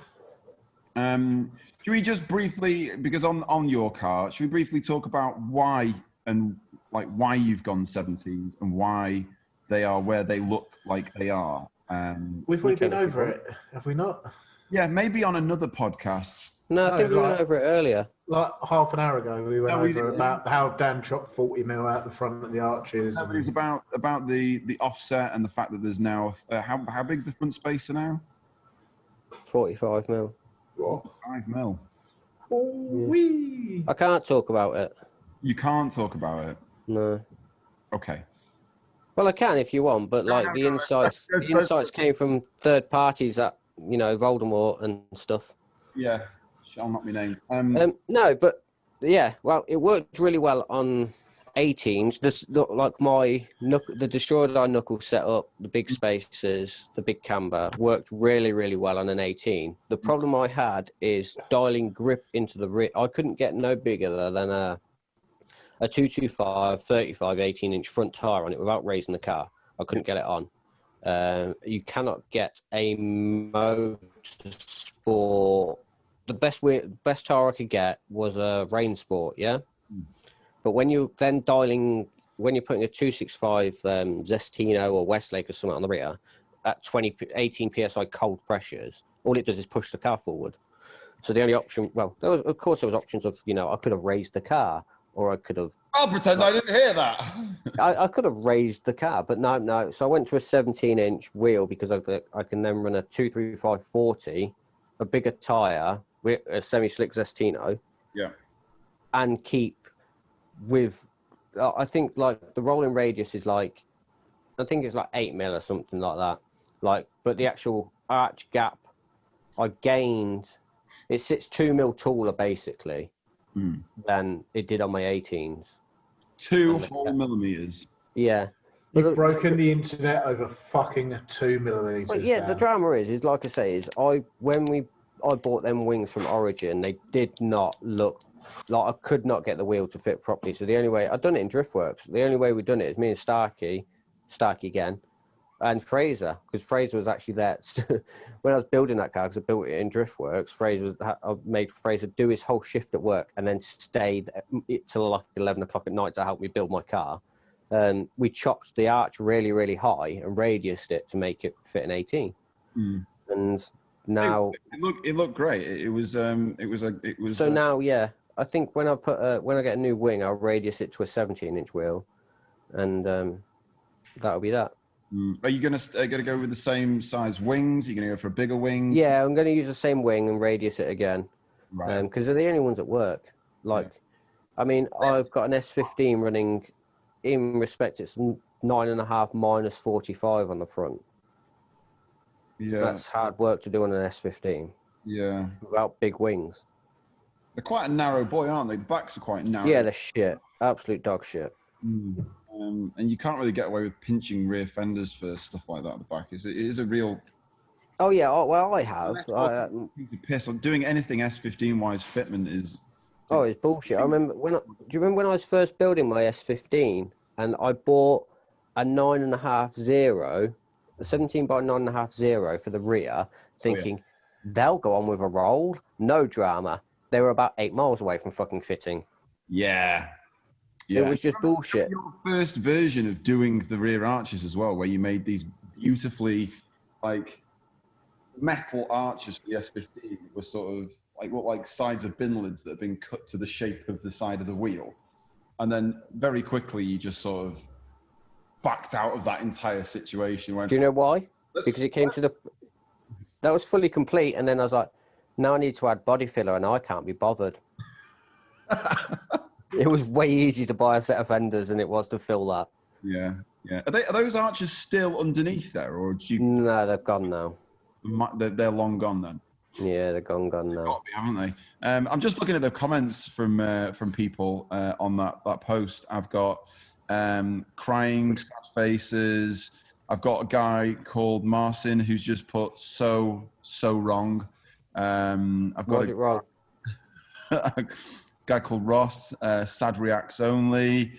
But then there's the same amount of people who are seemingly happy. Like, what a beauty, 17-inch everything. 17s are king. And then loads of... I'm not saying 18s are fucking... I love 18s, but for me, to get a proper tyre on it... Yeah. It's a divisive subject, and seemingly an equal amount of people are happy about it as are unhappy about it. I mean, they'll all still go... This one's on 17s. Yeah! I mean, people are forgetting that when I first built my 15, it was on 17s. Wow, look at that, Beechy. Look at that. Yeah, solid. With a fender. Is that a stagger as well? Are those 17s all round? They're 17s all round. Are they really? Are they? Do you remember when you were on those Seekers, those 17-inch Seekers? They were so small, and I don't know why. I think it's the middle at the middle. You know, I guess it's called the disc, isn't it? The disc seat. Yeah. It was because they were on a step lip as well. I thought there's someone outside the unit. We just put it sort of 9 o'clock at night. They had a step dish, and then the middle section was significantly smaller as well. Yeah. They look big, Beach. What widths are those? They're 9.5. They're the biggest. What are they? T37 SLs. I think they're the biggest ones you can get. Yeah, but there's a square fitment set of happy days. It'll look good when it's painted. Yeah. What engine? SR20. It's got a DY engine in it. Oh, has it? Yeah, spicy boy. 2867 Gen 1. That ain't the one with the cam issue, was it? No, that was the Red 13. That's Nuggets 13. Yeah, that's John's. That one's been mint. That's got bar, made 400. It's good. Yeah. What a bar? 2 bar, otherwise eat a dick. Yeah, but it's only a 2867, and it's only a little boy. The difference between the Gen 1 and the Gen 2 of those turbos, I remember you explaining, Dan, not so long ago. I'm glad you remember, because I fucking don't. I was considering, because my 3073, whatever the fuck it is. 3073, is that a new one? No, it's no in development. It's a 3071 with an anodized nut on it. It's a special. Yes, super special. In fact, I've got a spare nut. Nuggets one's got a 2867 Gen 2 on it. Sounds completely different. Good turbo though they are. Yeah, just need to get tuned. Be a ripper. Yeah. Yeah, it's got that wheel in it. That's what mine's got. Mine's got one of those wheels. Does that mean it's Nolan's one? Is that what that means? Yeah. And then this cool nut thing that spins off when you by hand. Yeah, it's just it will do because it's not in the turbo. Reverse thread as well, which is quite cool. Wow, it's so fucking cold in here. I can barely turn the thing. But yeah, so this died, and I feel like the first thing that Martin's going to say when we hand him the car. Your turbo on it now ain't brilliant. Already getting excuses in. Yeah. Well, let's put it this way. I ran that car for maybe a minute, and there's oil residue in the. That's fine. Pipe. That's fine. Yeah, but after a minute. Put a 3076 Gen 2 on it. Send it to the. No. Put a 3071 Gen 2 on it. I've got one I'll sell you, and I'll put a 3582 on mine. Why have you still got? Do you mean yours? Yeah, I'll put my turbo on it. Yeah. You've been trying to sell it to every motherfucker for the past year, Dan. Yeah, why do you want to sell? To be fair, I drove your car, what is now just over a year ago, and it was shit then. Well, it wasn't shit, but what was really shit was your brakes. That was terrifying, and I think that was because the servo pipe was just doing something other than doing servo stuff. Or had it? No, the pedal went to the floor. What did it go to? The pedal went to the floor. Yeah. It was really scary. That I was like trying to chase Danny down, and then like trying to use the foot brake to do like delicate like transitions, and then it just foot to the floor, and then the pedal stayed on the floor, and then just went zoom. But whilst you sorry for giving you a car to drive, Alex. I'm sorry. I'm sorry. I appreciate my point. No, you're right. Ungrateful. Ungrateful. I fixed that though. The turbo felt lovely. Yes. Because I remember you saying that you were, or it was a relatively laggy turbo, or that the. No, to be fair, it's not laggy compared to a 3582. Realistically, you need to drive Jamie's S13 because it's the same turbo on a stock motor VVT, and that thing just comes on nicely, like real nice. Like, I think it's on by about 3.9 or something like that. I don't know. This turbo is. I've had this now since 2013, 2012, Yeah. It's been rebuilt twice, and this is the last time. This is what they replaced the last time, so you know all of it. I've always found this turbo specifically to be a very it works quick and responsive turbo. But it's one of those things. I want a Gen 2 just so it makes Gen 2 noises. Oh, so is there a Gen 2 noise? Oh yeah, there's a Gen 2 noise. You can tell when someone's VIP and someone's on a budget. Yeah. Gen 2 sounds wicked. Gen 2 does sound good. What's the difference performance-wise? Is it faster to come on? Is it what? Yeah, it's way more responsive. And they make more. It's a lot more responsive, and they make more top end. Apparently, well, they do. I mean, sorry, I'm just stretching out here. Wait there. It's a more modern turbo, clearly. I mean, Saul's turbo that I last drove with was a Holset HX30 with a very, very. I know. Very, very small exhaust housing, but that was quite punchy. I did quite like that, but it was about 310 brake horsepower, but it was quite a lot. It wasn't that. You could drive it with your foot. That's what I quite liked about that. You could drive that car because it was 300 brake horsepower. You could drive it with your foot absolutely. Oh yeah, flat out, yeah. Which I really enjoyed. That it was a good sensation. But you say that like I love driving with lag. I love laggy setups. That's why I love that 20G setup. Like it wasn't on until about $4,500. So it meant you had to be fucking on it the whole time. Well, that's the point, isn't it? You have to be with any turbo vehicle, especially a laggy one. You have to be super committed to. Well, anything really. That was the thing I always found with the 300, because the 300 had loads of torque and had seemingly boost from very, very low down because it's a twin turbo. But you could be seemingly uncommitted to drifting and then just floor it and it would just start drifting a bit like a V8 would. That's not me. That's not me saying that a VG30 deck is exactly the same as a V8, but it's got a similar sort of power and the delivery is similar. But, do you remember when someone put one of them in an S14? Yeah, that was awful. I couldn't imagine. That was such a terrible thing to do. Couldn't imagine. What of all the things to do? Oh. You take the worst part of a 300ZX and put it in something else. Fuck me.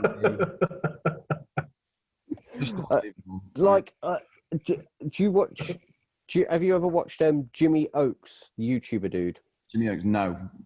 Okay, American YouTuber. I hardly watch any of his shit, but he's got 2 300ZXs, both with SRs in. Really? He sounds like I need to fucking watch his shit then. Yeah, he's got 2 S. He puts SRs in quite a lot of shit, to be fair. I've been tempted. Like, this is its 8th or 9th or maybe even 10th engine. I think the next, because it's currently got a very, very low down knock, which I'll never publicly admit to, but apart from now on a public podcast. Are we gonna delete this one as well so no one will know? yeah, that's it. All future podcasts, they're up for like an hour, and then all of them get deleted. That's it. You've got an hour to listen to 2 hours worth of conversation. If you've got this far, you're about to find that this whole thing's about to be deleted and just disappear. Sorry. See you later. Bye, guys. I wouldn't admit. It's like when I reshelled it. You know, I like to look at that car and think it's the same car I bought in 2007. Well, it is because it's on the same number plate.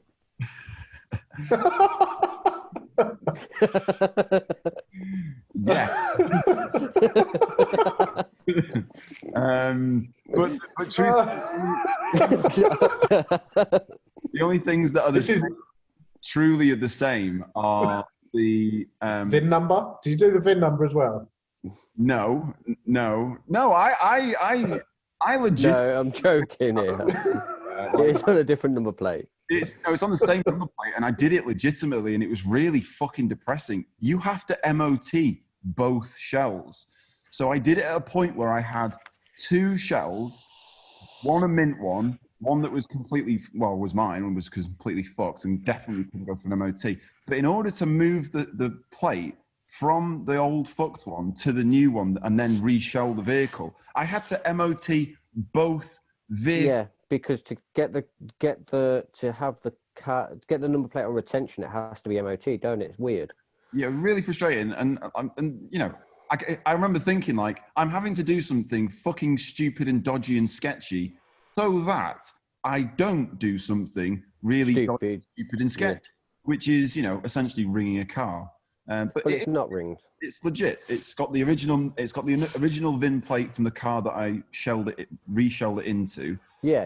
But it's got the reg plate of the old car. Because I'm a sentimental fucking idiot. Let's be honest. Hence why your big bag of shit S14 is downstairs, outside my house. Because I don't want to go into how many conversations I had. Alex, can we please reshell this car? Alex, I've just cut the front tub out and the strut top fell away. Can we please reshell this car? It's a year ago now, you know. It's a year ago that we filmed me dropping the car off with you, with Jono, and it's a year. It's almost exactly the same because it was the same weekend that everyone started taking coronavirus slightly more seriously than before. You telling me it's taken me a year to get your car running? No, because the engine wasn't even. No, the engine was. I can see why Dan Pryor's really pissed off. I fully understand now. Yeah, it's also clear. Dan, I'm sorry. I love you really. This is not my fault. Hey, Dan Pryor, let's talk about new knuckles and things. Oh shit, yeah. Because I've tested his new knuckle out quite a lot, and I like it so much that we're going to collab with him. We're going to do a collab. We're going to have cool Destroy or Die I've got to stop saying that. Fuck. Destroy and or Die. No, we can't say that. Can't say that. Why? Because he mentioned it in a message the other day. He said, "Stop saying Destroy and or Die." So now you've discussed this. Yeah. I'm sorry. So Destroy or Die. You can't and or anymore. You can't and. You just No, it's fine. It's just the way my brain fucking works. I automatically want to say and or die, which is wrong. So destroy or die knuckles. It's a drop knuckle. It's not a particularly aggressive drop knuckle. It's not as it's the same as mine, isn't it?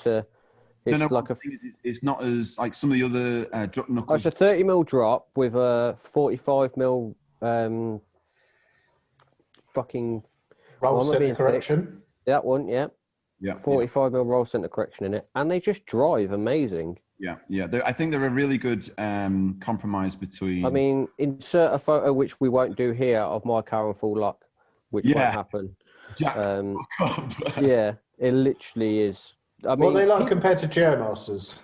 I can't talk about that because Driftworks is a main sponsor of ours. They are equally brilliant in every way. Yeah. No, like are they better?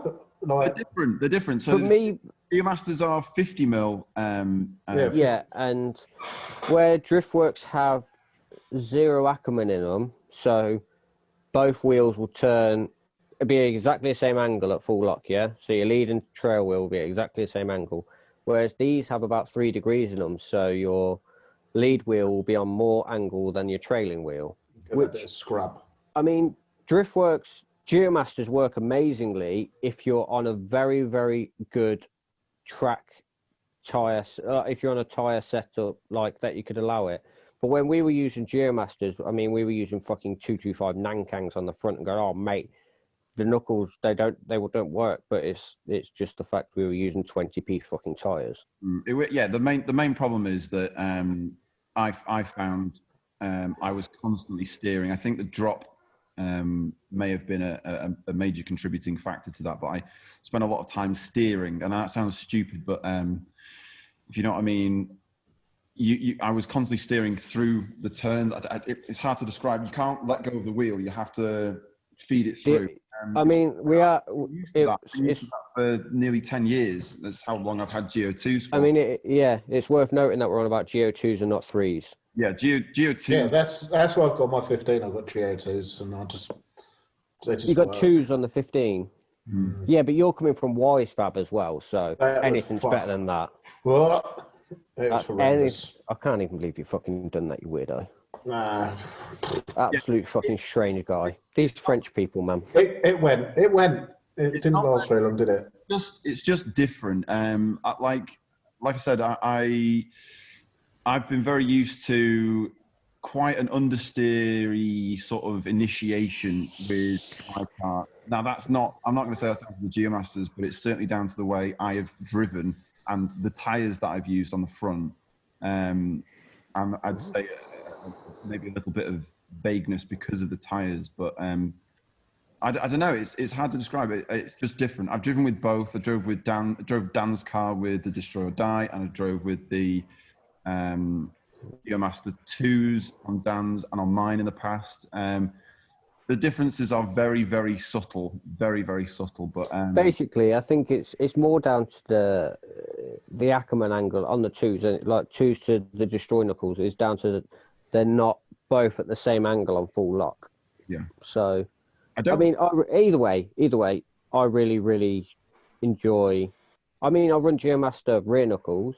Yeah, same. I think you do as well. And Sol does as well. Yeah, Jamie does on hers as well. We all run the rears. Mm. But yeah. Anyway, we're doing. Yeah, trying to be equal. Yeah. They're all really good. Hey, buy them. Yeah, this is the drama. This is the. So the new knuckle that we're collaborating with Destroy or Die is well, I don't actually know how much we can talk about it. We probably can't talk about it at all. We've done it now. We're down that rabbit hole. Well, no, it's just we can't talk about the specifics because the specifics are quite unusual, and I'm excited to see. Basically, you get my knuckle in yellow with a difference. A significant difference, but with a significant difference. But fuck me, this is diplomatic, isn't it? Jesus Christ, right? Because I don't know whether this is an idea that people could potentially steal. Origin, it's a Destroy Die, bringing out knuckles. That is it. Job done. You can't talk about it. You can buy them from Daniel Pryor or whoever it is. Is it Daniel Pryor? Well, yeah. I'm hoping you'll never buy our things. You're never going to see him because Dan's never going to finish his car and he's going to have a fucking arsehole with him. No, that is Alex's car's going to be. This is the dream, and it's not the dream. Bullshit. This is what's happening. You're talking shit. It's not going to happen. I'm not. I've got a set of front wings here for you, Dan, and you haven't picked them up. I know you have, mate. It's because you live in France and Brexit's telling me I can't go to France. Excuse. Duty on those wings now. Fuck me, they're going to be so expensive. 700 quid now, Dan. The price is already doubled, mate. Oh. It's been settled. What was I going to fucking say? How are you mugging off Daniel Pryor for his car? And yes, I have been fucking. How you're never going to get some fucking knuckles because he's got the arsehole with you. He's going to come around there and burn your house down. And he's going to die me. He's going to destroy and die me. And he's just going to die you. That is it. Yeah, it's job done. He's just going to die. He's going to not alive you.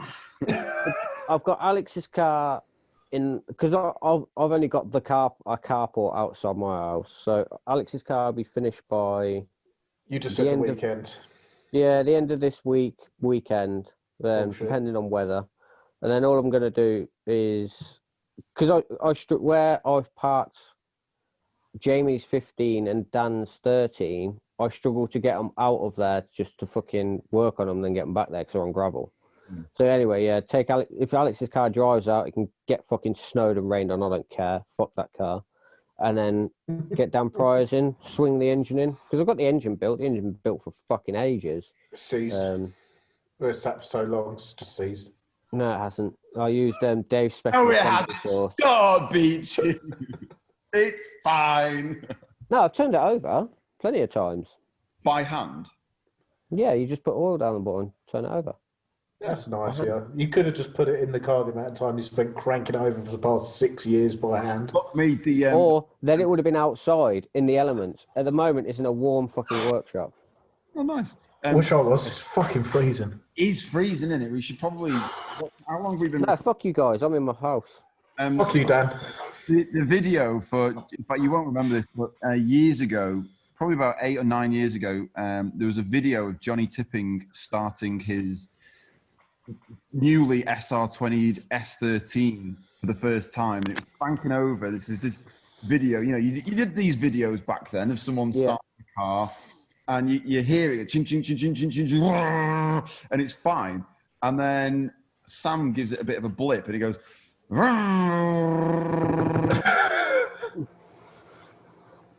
this. But you just, I turn the camera to Johnny, and he's like this.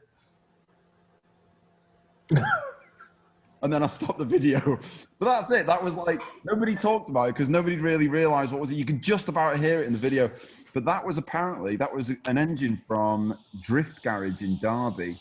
And it had been stood for 3 years. Half the time, the one that's been sat at Dan's house then. Dan's been turning it over and looking after it and stuff. Oh, obviously he's been feeding it caviar and... No, if you touching its it's going to fucking do that if you don't leave if you don't leave oil in a fucking motor and then you just stick it in a car with not thinking about it. Yeah, that's exactly what they said. They said, well, he bought the engine like years previously. It'd been sat in a cold garage. It had never been turned over, and then when it did get turned over, very quickly it started rattling. It's just one of those things, I suppose. I mean, at the end of the day, if that happened to, it won't happen, but if it happened to Dan Pryor engine, that's on me, innit? And I've got to fucking replace it because it's my fault. You're never going to get in a car, so you're never going to fucking find out anyway, by all sounds. Oh, fuck off, Beach. You carry on spinning, you daft cunt. Oh. You spin me right round, baby, right round. Yeah, why do you? I mean, considering you had Wisefab, how did you get? I've never had Wisefab on the 15. Most consecutive zeros in a championship ever.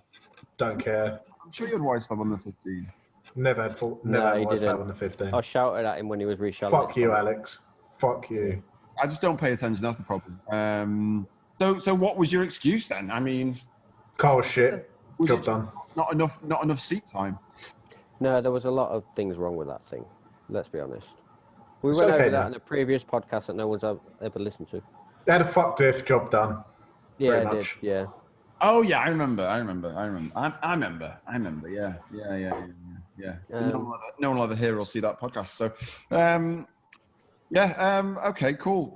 Should we do it? Should we do a wrap? It's 9:20 at night. We've been at this since 7:30. So should we call it a fucking day? Yeah, whatever. You got anything else to fucking say? Dan Pryor, I'm really sorry, and I love you really deeply. Please make our knuckles. I just want to say how proud I am of all three of us for not saying or doing anything stupid for nearly 2 hours. Or is it very grown up? It was very grown up. Let's. I did call everyone who's like when we was on about Tome USA. I did call everyone fucking idiots. Yes, well done. You did call everyone a fucking idiot. I don't expect anything less from you, Dan. There are a lot of people who are fucking idiots, us included in that. Yeah. So we're not above people ripping the shit out of us. You know, people are welcome to rip the shit out of us all the time. There was a comment on the last YouTube video the other day. The guy said, "Oh, there's that cunt with his fucking hood up all the time. Is it raining indoors again?" No, mate. I haven't had a fucking haircut in fucking years. Look at this fucking barnet. Look at this shit. I mean, like an extra from fucking some 1980s fucking... They're like a shit Lego man. Or some shit. I mean, come on. We live in the UK and I wear sunglasses all the time. Yeah, that's true. We would only do a podcast with sunglasses on. Yeah, God, I still do. You're so cool. Are we ever going to get an opportunity to do another fucking podcast in real life? I don't even know if the guy who has the equipment is even alive still, because his whole job was supplying music equipment to live events and shit. Like that's his. We ain't had any of them. We haven't had any of them live events. No, that's my point. That's what I mean. I don't even know if the guy's alive. He might have gone under, or like he might have. I don't know. Yeah. It'd be nice. It'd be nice to do an actual real life podcast again, like where we see each other and speak. Imagine seeing some other human that's not. I had Alex come down the other week to do my CCTV and alarm system, so we got to hang out then. Yeah, we did some social distancing. Yeah, Ali worked because he's a key worker, I've got keys. So he came down and done that, and looked at his car from socially away, socially away. I don't fucking know. Should we wrap this up anyway? So, Dan Pryor, I will do your fucking vehicle. I promise. I love you. Dave, I'm sorry for taking the piss out of your motors. Beechey, anyone, you haven't upset. Do you want to apologise for the person in the BDC that you've nearly kicked out of the BDC? No. Okay, fair enough. Wow, you are heartless, man. You are fucking heartless. I've got nothing to apologise for. I didn't do it, did I? I just sort of threw it out there a bit. Maybe if people listen. We've been over this. Look at this. Look at this cheating. Yeah. It's not even that. I don't even care. Just like, oi, Mac, you've seen this shit. That's in your championship. Mac, come on, mate. Come on, Mac. I have DM'd you. I have sent you Instagram, personal messages. I have sent you WhatsApps, text messages, and I've even sent you a PDF file and an Excel spreadsheet, all with this information on a pen drive to your house. And yet still, somehow, no one is addressing the fucking firewall. Yeah. No one is looking at this firewall, you piece of shit. Yeah, I know, yeah. I mean, you could have just done it subtly, couldn't you? Like, if you're going to do a fucking bulkhead mod, I know. Never take photos of it. Lots of people have. Yes. Look at this. Yeah, that's the thing. Just maybe, I mean, did you see the video of like him and his mates picking the fucking shell up and moving it into the... Yeah, of course, because it's not... It's only half the thickness of it that it was to begin with. Yeah, it hasn't got a bulkhead in it now, so you can pick it up. Yeah. Wear it like a coat. Yeah. Oh, it's fucking... That's what drift cars are like now, isn't it? You can carry them around. They ain't even got roofs on them anymore. It's just like, all right then, mate. Most of them don't, do they? Most of them got fucking skins, carbon skins. Weren't you thinking of doing that at one point? Fuck that. Who, me? Yeah. Because you've got a sunroof in yours, haven't you? Yeah, so I was never thinking about doing that. Sunroof, optional extra for the boys. Have you got a sunroof? My car... Yeah. Fucking hell, you are well posh. I know, yeah. Roll cage as well. And wait. Should we just, if we're going to throw it out there, because no, actually, I'm not going to throw it out there because I'll get banned. When we stop recording, I'll throw it out there. Take some photos of it and put it all over Facebook. No one will find out that you're fucking about this stuff. It's the most obvious thing ever, and no one's ever picked me up on it. Just let's not discuss it. It's fine. So fine. I'll stop. I'll press stop recording, and then we'll do what we did last week, and we'll discuss all the financial goings-ons of the BBC and all those things that nobody needs to know ever. Nobody needs to know. No, I can't believe you fucking bought the BDC and they didn't. Matt Stevenson, you naughty bastard! You didn't even give him the fucking van. Yeah. How did you not? He doesn't need the van. Mac doesn't need the van because he hasn't got a driving license to drive it in the first place. Yeah, but his missus has. She can drive it. Fucking drive it. Somebody could have driven it. He's taking the stickers off. Why? Fucking hell. Matt, if you're gonna sell something, fuck me, Matt. Disgusting behaviour. Couldn't let him have the van. It's not like no money changed hands. There was definitely enough in it for a van to change. I swear to fuck. I swear, if Matt kept the judging tower, that would be the most funniest thing. Can you imagine that? Matt just goes into his office. Yeah. The gym tower. Yeah. Do what? Fuck you. Yeah. So in summary, Dan's got shit front wheels. No one likes them. You can't even buy them, apparently. Alex's car's still shit, same as every other week. Yeah. Dave Yandle's got the hump. Though. Yeah, it starts. He hasn't got the hump. He loves me. Yandle's got the hump. He's stirring it. He's trying to stir it. He's not sick of me. He loves me. Rich Stocks, nice guy. He's a wanker with V8s. Dan Joyce is completely in denial about how Dave feels about him. Yeah. What else we got? V8's a gay. Job done. Yeah. Competitions are competitions. Yeah, you need a feeder series for a feeder series for a feeder series for a feeder series to get into a license day. And then you go and do a license day, and then by the time you've done that, you're 87 drifting shit, and you can't drive in fuck all. And it's cost you 30. That's the summary. That's the summary. Brilliant. In summary, Beechey's just done it. Thank you for listening to the 22nd Low Origin podcast. Available on iTunes, SoundCloud, and potentially YouTube. And it will stay there forever because we haven't upset anyone. We didn't upset anyone at all. No religious people or any preference, genders, or anything like that. Nothing. We did it. And don't blame me. Don't blame me. I didn't weld your firewall in. That's my conclusion. Yep. Okay. Yeah. Firewalls. Bye. I'm gonna press stop recording, and then we can talk about all the things that you brought on yourself doing a podcast. Where's stop recording? Bye.